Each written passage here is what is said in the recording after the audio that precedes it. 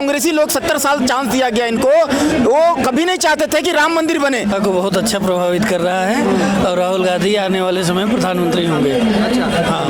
नमस्कार, आप देख रहे हैं नेशनल न्यूज और इस वक्त हमारी मौजूदगी दिल्ली के कनॉट पैलेस पे है। आज हम 2024 के चुनाव को लेकर बातचीत करेंगे और लोगों से जानेंगे कि लोग 2024 को चुनाव को लेकर किस नज़र से देखते हैं और लोगों का क्या कहना है। पिछले जो 9 साल मोदी जी के रहे, 9 साल बेमिसाल का टैग चला भाजपा की ओर से, वो जो टैग लाइन था, वो पंच लाइन था, वो कितना असरदार रहा जनता के बीच में। इन तमाम बातों को लेकर जानेंगे। इसके साथ ही इंडिया की जो अलायंस बनी है, गठबंधन बनी है, उस गठबंधन का 2024 में किस तरीके से असर होगा और जनता को किस तरीके से प्रभावित करेगी और जनता किसके सर पे ताज सजाएगी, इन तमाम बातों को लेकर आपके बीच रखने की कोशिश करेंगे और लोगों से जुड़ने की कोशिश करेंगे। भैया, 2024 का चुनाव अब नजदीक आ रहा है, राजनीतिक पार्टियां दांव पेच लगानी शुरू कर दी हैं। क्या लगता है कि जनता किसके ओर जा रही है? सिर्फ मोदी सरकार, मोदी सरकार के ऊपर में भरोसा है। भारत का 140 करोड़ जनता जो है ना, सिर्फ मोदी के ऊपर में भरोसा करते हैं। क्यों? मोदी जी 24 कैरेट सोना है, 24 कैरेट गोल्ड है, उनके सिवा कोई ऑप्शन नहीं है। बाकी सारे चोर हैं, सारे चोर है। हर तरीका से खाली अपने अपने तरीका से लोगों को माने टुकड़ा डाल करके और घास डाल करके लुभाने की कोशिश कर रहे हैं। सारे चोर हैं ये सब। इनको अगर देश में इनका अगर हाथ में देश चला गया ना, तो ये देश को डुबा देंगे, बेच खाएंगे इन लोग। कट्टर ईमानदार भी है केजरीवाल सरकार अलायंस में, नीतीश चाचा भी हैं, ममता बनर्जी भी है, राहुल गांधी भी हैं। क्या लगता है इनमें से? मैं तो देखिए, इतना जन का नाम आप गिना दिए ना, सब एक ठगबंधन गठबंधन वाले एकजुट हो गए हैं और ये देश को लुटिया डुबाने के लिए पूरा तैयारी कर चुके हैं। और ये जितना भी कुछ कर ले, उछल कूद कर ले, मोदी जी के सामने कुछ नहीं चलने वाला, इनका एक नहीं दाल गलने वाला। क्यों? मोदी जी विश्व स्तरीय जो है ना, वो वर्ल्ड लीडर हैं। अभी वर्ल्ड को मैंने ये कर रहे हैं, भारत को विश्व गुरु बना दिए हैं, समझ गए ना। मोदी जी को सोना से तोलो, हीरा से तोलो और मैंने पैसा से तोलो, जितना भी सोना चांदी से भी तोल दो ना, तो भी कम है। आप कभी भी रामायण एक्सप्रेस सुने थे? वंदे मातरम एक्सप्रेस सुने थे? महाकाल एक्सप्रेस सुने थे? वो मोदी जी देने का काम किए हैं। कभी जिंदगी में सुने थे? कान तरस गया था। 500 साल तक श्री राम प्रभु को मैंने टेंट में मुजरिम की तरह रखा गया था। आज श्री राम प्रभु को भव्य मंदिर देने का काम किए ये मोदी सरकार किए हैं, समझ गए ना। 500 साल तक तड़पा दिया कांग्रेस। एक देश एक कंप्यूटर को ना फॉर्मेट होने में ना घंटों लगती है और ये देश पूरा फॉर्मेट हो रहा है। समझ लिए कि मोदी जी है ना, जड़ में जो है ना तेजाब डाल दिए हैं, जो कि देश का गद्दार जो है बिलबिला के निकल रहा है। सांप, कनगोजर, कनखजूरा, तेलचट्टा, सब माने जानवर एक से माने सब भ्रष्टाचारी, कोई चोर है, कोई क्या है, सब निकल रहे हैं गद्दार लोग, इतना भरे पड़े हैं। हाँ जी। लेकिन सवाल यह है कि 9 साल बेमिसाल, कैसा रहा जनता के बीच में बेमिसाल मोदी जी का? अरे भाई, सबसे पहले तो 9 साल बोलना बंद करिए। 6 साल मोदी जी को मिला है, बाकी 2.5 साल चल गया कोरोना काल में, सब घर में छुपे हुए, तो कोई काम नहीं हुआ उस समय, समझ गए ना। तो 6 साल में मोदी जी जो है ना, जितना किए बहुत किए। पूरा कांग्रेस का गड्ढा किया हुआ देश का, जो मैं जहाँ चोरी करके गड्ढा किया था ना, सारा भ्रष्टाचार किया था, उस गड्ढा को लिपापोती का काम कर रहे हैं, भरने का काम कर रहे हैं। उसमें बहुत टाइम लग रहा है, ठीक है ना। अच्छा, उसके बाद में जो है ना, जो सेना पर बॉर्डर में, जम्मू कश्मीर में सेना पर जो है ना पत्थरबाजी होती थी। सेना को बॉर्डर सिक्योरिटी फोर्स को पत्थरबाजी करने वालों को गोली चलाने का ऑर्डर नहीं था। अगर गोली चलाओगे तुम्हें ये हो जाएगा, FIR हो जाएगा। कांग्रेस की सरकार में हाथबंदी हुई थी, मोदी सरकार हाथ खुलवा दिए। अगर कोई आतंकवादी घुसता है, उल जुलूल काम करता, वहीं ठोक दो। ये है मोदी सरकार। आप क्या कहना चाहिएगा? 2024 का चुनाव नजदीक आ रहा है।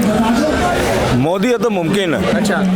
मोदी जी का टक्कर में कोई दूसरा या तीसरा नहीं है। कोसों दूर तक कोई नहीं है। महंगाई बढ़ रही है भाई साहब, बेरोजगारी बढ़ गई है, लेकिन फिर भी मोदी ही क्यों? सवाल ये है। सवाल ये है कि क्या यह सवाल जायज़ है कि बेरोजगारी बढ़ गई है, महंगाई बढ़ गई है? क्या आपको नहीं लगता कि हमारी देश की जनसंख्या, आबादी तब से लेकर अब तक 2-2.5 गुना बढ़ गई है? आपको नहीं लगता कि जनसंख्या, आबादी बढ़ने से डिमांड जो है,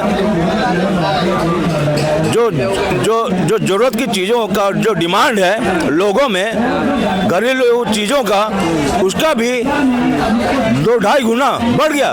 और ये अर्थशास्त्र कहता है जहाँ डिमांड होगा, अगर डिमांड में बढ़ोतरी होगी तो वहाँ पर महंगाई ऑटोमेटिकली वो बढ़ेगा। तो इसमें मोदी जी पर दोष लगाएं, आरोप लगाएं, इल्ज़ाम लगाएं, ये सरासर बेईमानी है, अज्ञानता है, मूर्खता है, जाहिलियत है। तो ऐसे लोगों को तो अब हम क्या कहें, ये जाहिल है, मूर्ख है, अनपढ़ है, लंड गवार जाहिल है और क्या कहें, अंगूठा टेक है। भारत जोड़ो यात्रा हुआ, इतना बड़ा यात्रा देश के लिए हुआ, ये यात्रा 2024 पे जनता को किस तरीके से प्रभावित करेगा?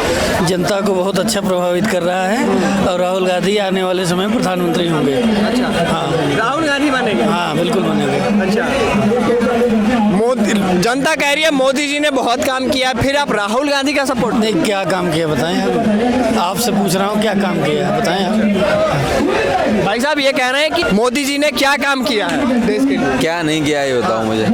बड़े लेवल पे गिनाऊं, छोटे लेवल पे गिनाऊं, सांसद लेवल पे? आप 2-4 काम इनको भाई। देखो, पेयजल की योजना आई, शौचालय आए, जनधन में खाते खुलवाए बैंकों में गरीबों के, ठीक है, उज्ज्वला योजना दी गई, तमाम तरह की योजनाएं सरकार के द्वारा। बड़े लेवल पे आ जाओ, 370 हटाई, राम मंदिर बनवाया, नीति आयोग लाए, और क्या चाहिए? बोलिए। इन्हें राम मंदिर मोदी जी ने बनवाया है। राम मंदिर राम मंदिर सुप्रीम कोर्ट के आदेश से बन रहा है। तो ये भी सुप्रीम कोर्ट तो पहले भी था, कांग्रेस की सरकार में भी था, तो आखिर जनता यह जानना चाहती है कि कांग्रेस ने क्यों नहीं करवाया? तो इसका मतलब सुप्रीम कोर्ट सरकार द्वारा संचालित होता है क्या, कि स्वतंत्र संस्था है? हमको आप बताएं। ये भाई साहब कह रहे हैं कि क्या मोदी जी ने राम मंदिर बनवाया है? बिल्कुल, श्री राम प्रभु का मंदिर जो है ना, भव्य रूप देने का काम कार्य किए श्री नरेंद्र मोदी जी। अगर नरेंद्र मोदी जी जोड़ घटाव गुना भाग नहीं लगाते, राजनीति नहीं करते, उन विरोधियों का जो राम विरोधी है उनका कान पकड़ कर मोड़ने का काम नहीं करते ना, तो कभी जिंदगी में राम मंदिर नहीं मिलता है यहाँ का हिंदुस्तानियों को, यहाँ का सनातनियों को। ये बात जान लीजिए। हाँ जी, क्या कहिए? तो हम तो यही सब समझ रहे हैं, सरदार जी ये कह रहे हैं कि अगर कान संस्थाओं का पकड़ के उन्होंने घुमाया तब निर्णय हुआ, इसका मतलब सुप्रीम कोर्ट क्या संचालित होता है केंद्र सरकार से? क्या मोदी सरकार द्वारा संचालित कर रहे हैं क्या? होती है विधायिका जो होती है वो कहीं ना कहीं न्यायपालिका किस पे काम करती है? जो विधायिका कानून पारित कर दे उसी पे न्यायपालिका काम करती है। हमारे पास इतने एमपी थे बीजेपी के पास के वो विधायिका ने वहां से पास करके भेजा, न्यायपालिका ने वो लागू किया। अगर इतना ही जब कांग्रेस और ये भी कांग्रेस की सरकार में होता तो क्यों नहीं विधायिका से जब पास करवाए थे? क्यों नहीं? सवाल ये है भाई साहब कि मान लीजिए किसी भी सरकार में कोई काम हो तो सरकार उसकी क्रेडिट लेती है, तो इन्हें अगर मोदी जी क्रेडिट ले रहे हैं तो इसमें बुराई क्या है? आपकी बात का जवाब देता हूँ। देखिए, संस्थाएं सब स्वतंत्र हैं, चाहे न्यायपालिका हो, विधायिका हो, कार्यपालिका हो, ठीक है। न्यायपालिका, अगर सरदार जी ऐसा कहते हैं तो बहुत ही दुर्भाग्य की बात है कि मोदी सरकार संचालित कर रही सुप्रीम कोर्ट को। बहुत बोलिए। ये कह रहे हैं कि अगर ऐसी बात है तो ये दुर्भाग्य की बात है कि मोदी सरकार सुप्रीम कोर्ट को संचालित कर रही है। नहीं, मोदी सरकार सुप्रीम कोर्ट को संचालित नहीं, सरासर झूठ बोल रहे हैं, बकवास कर रहे हैं। सुप्रीम कोर्ट इंडिपेंडेंट चलती है, उनकी अलग संस्था अलग अपना हिसाब से काम करती है। मोदी सरकार जो है ना, देखिए कपिल सिब्बल जी बोले थे कि अभी जो है ना ये फाइल को, राम मंदिर के फाइल को मत खुलवाओ, अभी तोड़ दो, अभी हमारा जो इलेक्शन आ रहा है ये प्रभावित होगा, समझ गए ना। तो वो ये कभी नहीं चाहते थे, कांग्रेसी लोग 70 साल चांस दिया गया इनको, वो कभी नहीं चाहते थे कि राम मंदिर बने, है ना। ये अपने स्टेज से जय श्री राम भी नहीं बोलते हैं, इनको जय श्री राम बोलने में भी ना नाक मुंह सिकोड़ते हैं। राम का ये जो है ना, ये सेतु को वो काल्पनिक बताएं। श्री राम प्रभु को जो पार्टी जो है राम मंदिर का अगेंस्ट में 25 वकील का फौज खड़ा कर दे, 25 वकील का फौज अगर जो पार्टी खड़ा करती है वो राम मंदिर बना के कहां से देगी यार। तो उसके बाद में नरेंद्र मोदी साहब अगर किए तो इनका ये तकलीफ हो रहा है, इनको पेट में दर्द हो रहा है। हाँ जी बोलिए। राम मंदिर या राम के बारे में ये श्रद्धा का विषय है, जिसको श्रद्धा जो होगी वो बोलेगा। ये धर्मनिरपेक्ष जगह है, ये भारत धर्मनिरपेक्ष है। लेकिन चाचा सवाल ये है कि मान लीजिए भाजपा सरकार में काम हुआ तो भाजपा सरकार उसकी श्रेय ले रही है, उसे क्रेडिट ले रही है, तो इसमें गुनाह क्या है? नहीं, कौन सा काम हुआ? वही काम जो काम इन्होंने किया उसका श्रेय लेना। कौन पकड़ रहा है उनको श्रेय लेने से? जो चीज सुप्रीम कोर्ट ने किया उसका श्रेय क्यों दूसरा कौन लेगा? काहे लेगा भाई? चाचा का सवाल ये है कि जो चीज सुप्रीम कोर्ट ने किया है उसका श्रेय भाजपा क्यों ले रही है? जो काम किया उसका श्रेय ले। क्या राम मंदिर में भाजपा का योगदान नहीं रहा? हमारा जो राम मंदिर जी को लेकर है, वो सुप्रीम कोर्ट में जो दस्तावेज पेश किए गए वो किसने किया, उसकी तैयारी किसने की? भाजपा वालों ने उसने पूरे तैयारी के साथ, पूरा दमखम के साथ, पूरे जोर के साथ इन्होंने सुप्रीम कोर्ट में अपनी सारी दस्तावेज पेश किया, जिसके पश्चात उपरांत ये हमारी जीत हुई। और ये आप इसको डायरेक्टली नहीं तो इनडायरेक्टली भाजपा के ही देन कहेंगे, या अर्थात मोदी जी की ही देन है। ये कह रहे हैं कि जो कांग्रेस सरकार थी उसके विपक्ष में मैं एक ही बात कहना चाहूँगा, क्या सुप्रीम कोर्ट में जो केस चला है उसमें भाजपा पार्टी थी? नहीं थी। मुद्दा इतना राम मंदिर पे मत चलिए, मुद्दा अभी 24 का चुनाव है, चुनाव पे आइए, उस पे बात हो रही। साक्ष्य भाई साहब ने कहा कि प्रस्तुत किया भाजपा ने, पार्टी थी ही नहीं भाजपा। एक बात और, सरकार किसकी है? भाजपा तो पार्टी ही नहीं थी। उसमें एक विभाग होता है ASI, वही जो आर्टिकुलर सर्वे ऑफ इंडिया होता है वही पेश करता है साक्ष्य उसके। इनकी सरकारों में सुप्रीम कोर्ट भेजता तो था ASI को लेटर कि करवा दो, पर इनकी सरकार के जो बड़े नेता हुआ करते थे वो काम ही नहीं करने देते थे। और आज बीजेपी सरकार में आके ASI ने अपने सबूत दिए, इसके वजह से राम मंदिर बना। और अभी तो रुको, अभी जल्द ही जो हमारे श्री कृष्ण का मंदिर है मथुरा में, उसके बगल में भी एक बनी हुई है, वो भी गायब होने वाली है। मथुरा का हूँ, बहुत जल्दी गायब होगी, देखना।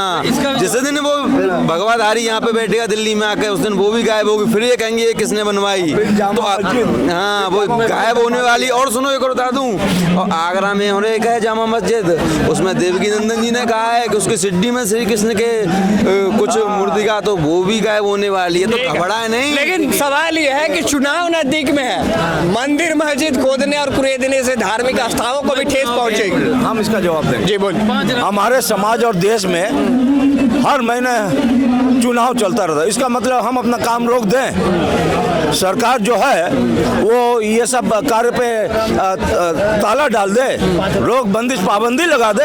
हमारे देश में थ्रू आउट द ईयर कहीं ना कहीं कोई किसी न किसी प्रकार का चुनाव होता रहता है। तो ये तो सरासर ठगी है, ये धोखाधड़ी है, ये छल विद्या है कि ये चुनाव है इसलिए भाजपा ने इस राम मंदिर का मुद्दा उठा दिया, उसका उद्घाटन करने के लिए बेकरार। आखिरी सवाल आपसे, 24 में किसकी वापसी हो रही है? मोदी जी की ही वापसी हो रही है। भारतीय जनता पार्टी ही पुनः से एक बार फिर दोबारा केंद्र में सरकार बनाएगी। ठीक है, बोलिए। अभी मैं ये कह रहा हूँ 24 में क्यों जाते हैं, अभी 23 में रहिए ना।